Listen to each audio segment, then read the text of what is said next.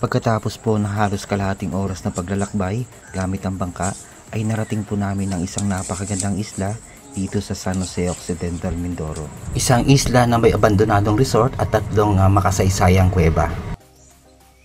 At ngayon guys, una natin pupuntahan ng isang kuweba sa itaas na bahagi ng bundok dito sa resort.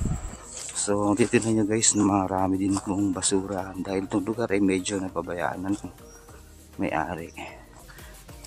So pero meron pa rin po siyang caretaker. So wala po siguro silang oras sa paglilinis dito sa lugar.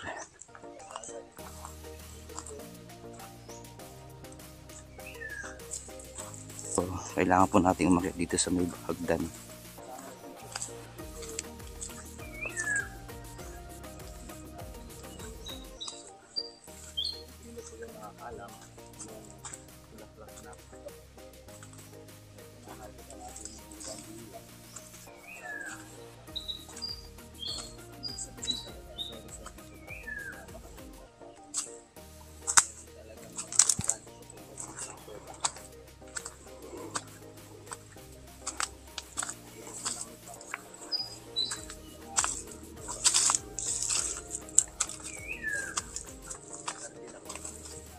So ito na guys yung kuweba na pupuntahan natin.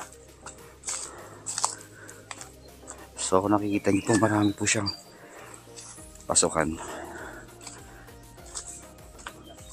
Dito sa left side meron pong pasukan. Right side meron din pong pasukan. Oh, anahaw.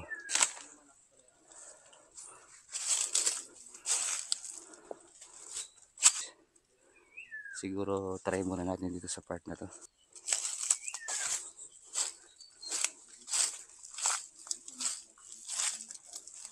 Ayon sa aming pagsasaliksik, ang kuweba daw pong ito ay ginawang tirahan ng ating mga ninuno nung araw.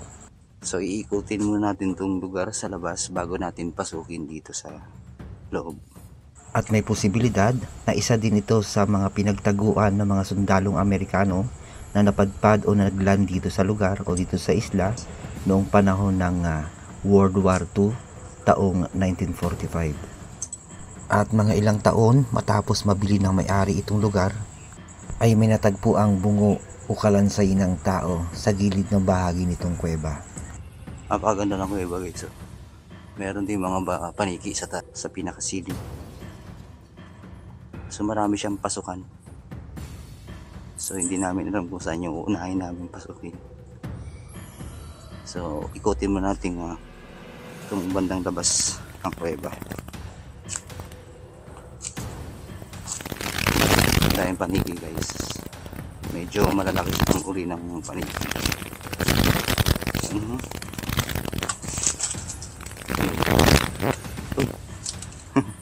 Kala ko guys yung camera ka bumunggo sa ceiling, yun pala natamaan ng mga paniking lumilipad.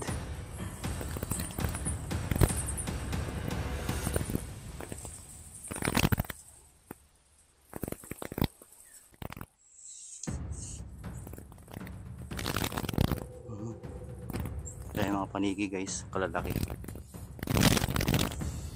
So hindi pa tayo guys pumapasok sa pinakaloob ng kuweba. Dito pa lang tayo sa labas.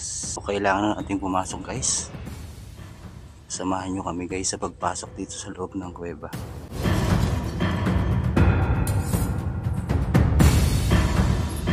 Yung kasama ko parang nauna na sa loob.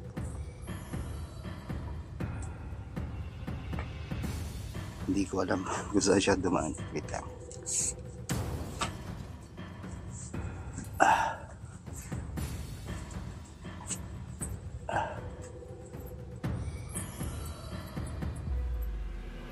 Hindi ko alam guys kung saan yung daan. Oops.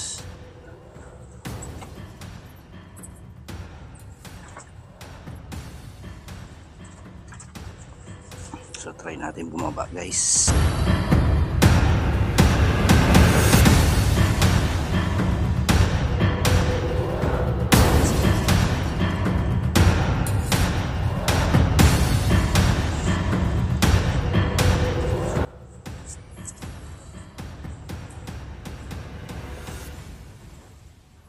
Tinatawag ko guys yung kasama kung di na sumasagot. Maaring nasa dulo na siya.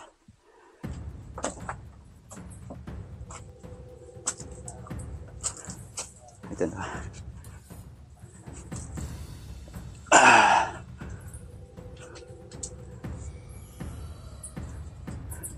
Narinig mo yung tawag ko?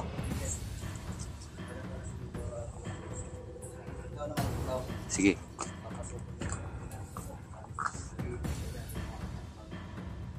Nila lang?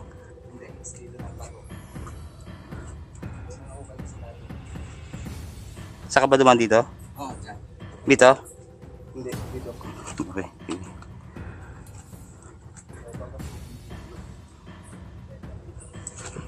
So galing na guys yung kasama ko dito, si Mindreon yung mangyan. So ako naman yung papalit.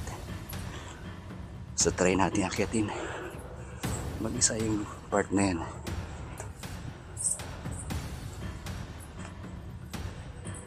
Isang bagaan.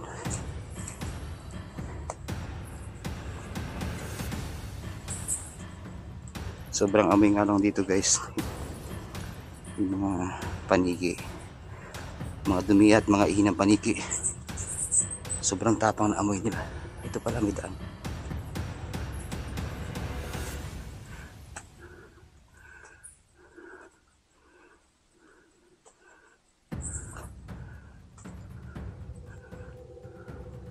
Hindi siya guys masyadong madilim dito sa lugar dahil may 10% na liwanag na nagmumula sa labas. So meron din guys, ako nakikita nyo meron ng mga ugat ng puno na pumasok dito sa loob ng kuweba.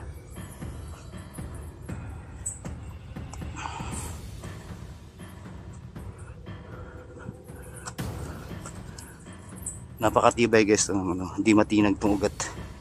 Pinakita niya guys sa ugayin ko Oh. So pwede siyang akitin.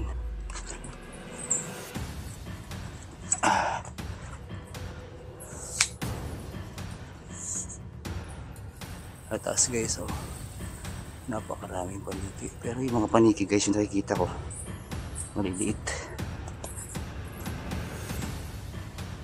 Yan yung mga paniki guys na yan po yung mga isang uri ng paniki na endemic dito lang sa Pilipinas matatagpuan. So maliliit po silang uri ng paniki.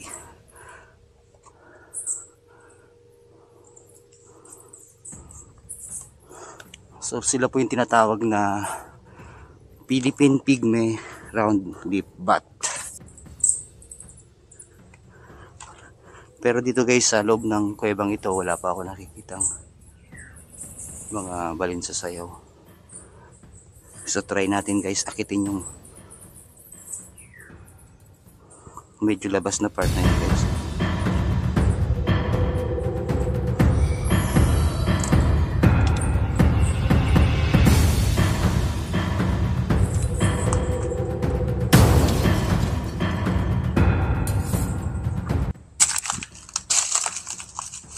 Ang ganda guys ng mga rock formation dito sa loob.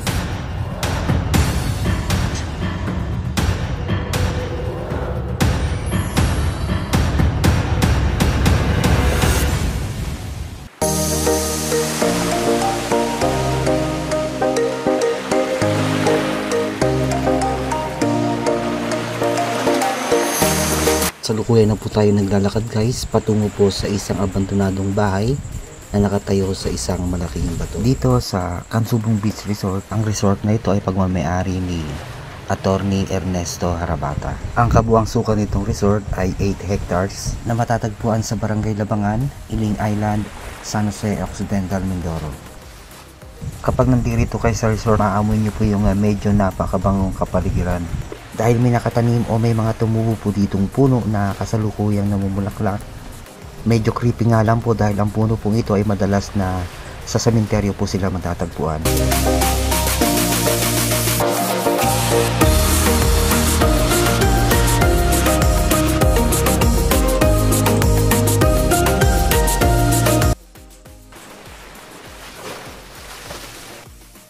Bago tayo pumunta guys sa abandonadong White House, lilibutin muna natin itong labas kung ano po pong meron dito sa lugar.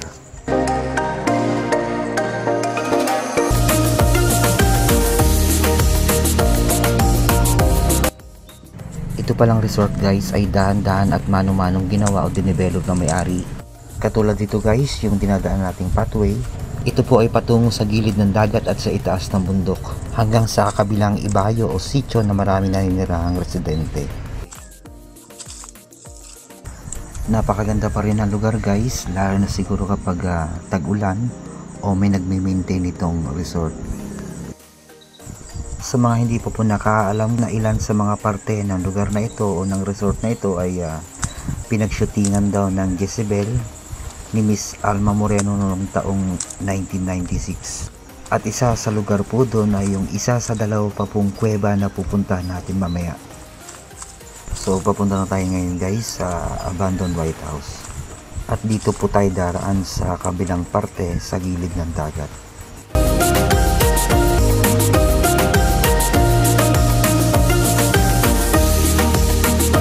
Ang islang ito na kinaroroonan nitong resort ay isa sa pinakamalaking isla dito sa Occidental Mindoro na may sukat na 47 square kilometers sa timog na bahagi ng Mindoro. At ito ay napalilibutan ng napakayamang karagatan dahil ito ay mayaman sa iba't ibang klase ng isda o iba't ibang uri ng yamang dagat na isa sa ikinabubuhay ng mga mangisda na nakatira sa kabilang bahagi nitong isla. At kapag tag-araw naman o summer, ang mga mangisda dito ay nagtatanim ng tambalang o seaweed sa gilid na bahagi ng dagat, pinapatuyo at binibenta sa merkado. Sa kinaroroonan ko guys, sa bandang labas o sa pinakababang bahagi nitong bahay ay may isang CR o palikuran. Napaka-unique niya guys dahil ang kinaroroonan niya ay nasa ilalim na isang malaking bato na kinatatayuan nitong bahay. Wala pa rin pong sira ang tiles sa pinakadingding at pinakasahig nito. Medyo madumi lamang po ito dahil po siguro wala na pong masyadong nagme-maintain itong bahay. So sa part na ito guys, mayroon po isang butas na parang isang underground sa loob nito o parang isang kuweba. At sa bandang gilid ko ay mayroon pa po palang isang bathroom. So kung titignan niyo po siya guys, para po siyang isang kuweba sa ilalim ng bahay. Nakapanghihinayang lang guys dahil natigil na ang pagde-develop nitong lugar dahil busy yung may-ari at sana isang araw ay may magpatuloy na mag-develop nitong resort dahil nakapanghihinayang yung ganda at taglay nitong lugar. So nandito na tayo guys sa unang palapag nitong bahay. So kung nakikita nyo po yung pinakapinto o yung pinakasalamin ng pinto ay buo pa. Dito naman guys ang itsura sa loob. So kung nakikita nyo guys, wala pa pong sira o damage ang pinaka-tiles dito sa loob ng unang palapag. Para sa akin, napakaganda pa rin itong lugar, lalo na siguro kung merong regular na nagme-maintain itong resort at fully developed na.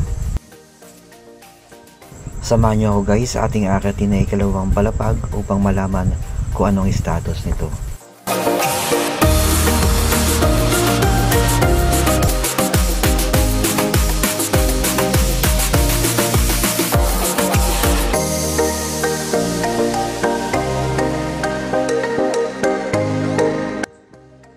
So mag-ingat lang tayo guys dahil ang bakal na hagdanan na ating tinatapakan patungo sa ikalawang palapag ay kinakalawang na.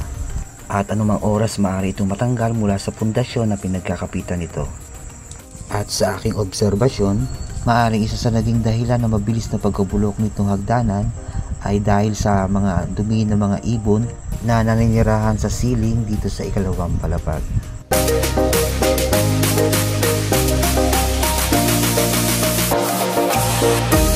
So ito na guys yung status nitong ikalawang palapag. So kung nakikita nyo guys yung sahig, napakaraming dumi ng ibon. At wala na rin guys yung Sesame o siling ng bubungan dito sa ikalawang palapag. Mula po sa town ng San Jose na daungan ng bangka hanggang dito sa resort ay gugugol po tayo ng halos humigit kumulang na 45 minuto na gamit ang bangka, pero depende po yon sa bilis nito. At bubungad po sa atin ang isang White House na nakapatong sa isang bato at ang napakagandang dalampasigan dahil sa napakaputing buhangin na taglay nito.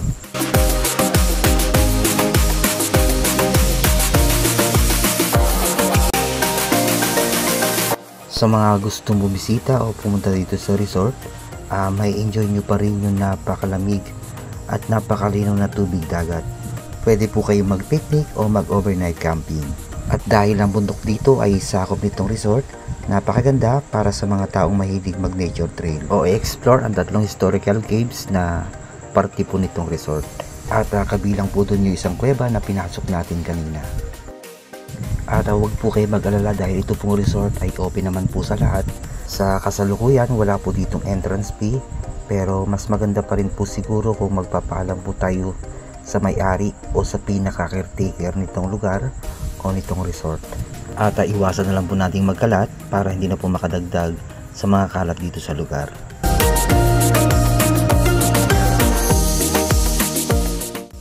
Maraming salamat po sa mga nanood at sa mga tumapos itong video. At abangan nyo po ang part 2 nitong video, at yun po yung dalawa po pong makasaysayang kuweba na pupuntahan natin dito sa lugar na parte pa rin po nitong resort. At yun po yung isang kuweba na pinagshootingan ng pelikulang Jezabel, at isa pa pong kuweba na pinagtaguan ng mga sundalong Amerikano noong panahon ng World War II.